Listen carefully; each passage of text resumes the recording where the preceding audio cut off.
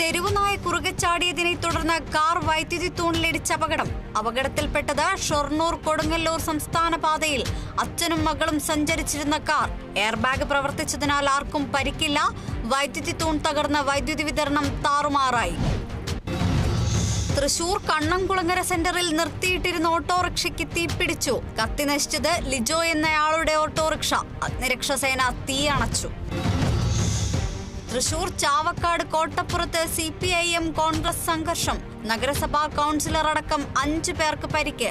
സംഘർഷത്തിന് കാരണം കോട്ടപ്പുറം സെന്ററിൽ ദേശീയപാത സർവീസ് റോഡിൽ മാർഗതടസ്സം സൃഷ്ടിച്ചവരോട് മാറി നിൽക്കുവാനാവശ്യപ്പെട്ടത്.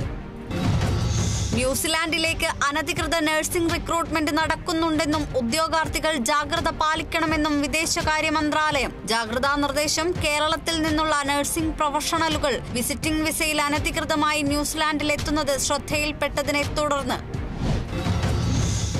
തമിഴ്നാട്ടിൽ പോലീസുമായുണ്ടായ ഏറ്റുമുട്ടലിൽ ഗുണ്ടാ നേതാവ് സിസിംഗ് രാജ കൊല്ലപ്പെട്ടു. ആന്ധ്രയിൽ നിന്നും അറസ്റ്റ് ചെയ്ത പ്രതി കസ്റ്റഡിയിൽ നിന്നും രക്ഷപ്പെടാൻ ശ്രമിച്ചെന്നും തുടർന്ന് വെടിയുതിർത്തെന്നും പോലീസ് ഭാഷ്യം.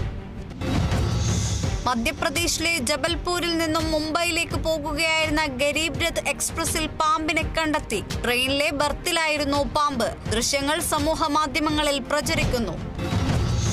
നിർമ്മാണം പൂർത്തിയായ തൃശൂർ കൊരട്ടി പടിഞ്ഞാറേയങ്ങാടി റോഡിന്റെ ഉദ്ഘാടനം സനീഷ് കുമാർ ജോസഫ് MLA നിർവഹിച്ചു. ഇരുവശങ്ങളിലും ടൈൽ വിരിച്ച് നടപ്പാതയും ഡ്രൈനേജ് സൗകര്യവും ഒരുക്കി. തൃശൂർ അകമല റെയിൽവേ മേൽപ്പാലത്തിന് സമീപം നിയന്ത്രണം വിട്ട കാർ ടോറസ് ലോറിക്ക് പുറകിലിടിച്ച അപകടത്തിൽപ്പെട്ടത് മുള്ളൂർക്കര സ്വദേശികളായ കുടുംബം സഞ്ചരിച്ചിരുന്ന വാഹനം. കുപ്രസിദ്ധ ഗുണ്ട ഷാനവാസ് അറസ്റ്റിൽ. തിരുവനന്തപുരം നെടുമങ്ങാട് പോലീസിനെ ആക്രമിച്ചു എന്ന കേസിലാണ് അറസ്റ്റ്. കൃത്യനിർവഹണത്തിന് തടസ്സം സൃഷ്ടിച്ച് പോലീസ് വാഹനം കേടുവരുത്തിയെന്നും പോലീസ്. PDP ആക്ട് പ്രകാരം കേസെടുത്ത പോലീസ് പ്രതിയെ കോടതിയിൽ ഹാജരാക്കി റിമാൻഡ് ചെയ്തു. കൊല്ലം പോരുവഴി വള്ളിത്തുണ്ട് ബുസ്താനുൽ ഉലൂം മദ്രസ ഉത്സവം നടത്തി. കലാമത്സരങ്ങളിൽ സമ്മാനം നേടിയ കുട്ടികളെ പൊതുസമ്മേളനത്തിൽ അനുമോദിച്ചു. തൃശൂർ ലൂർദ് മെത്രോപൊളിറ്റൻ കത്തീഡ്രലിന്റെയും IMAയുടെയും ആഭിമുഖ്യത്തിൽ സൗജന്യ രോഗനിർണയ ക്യാമ്പ് സംഘടിപ്പിച്ചു. IMA president doctor Joseph George ഉദ്ഘാടനം ചെയ്തു. 13 ഡോക്ടർമാർ ക്യാമ്പിൽ രോഗനിർണയം നടത്തി.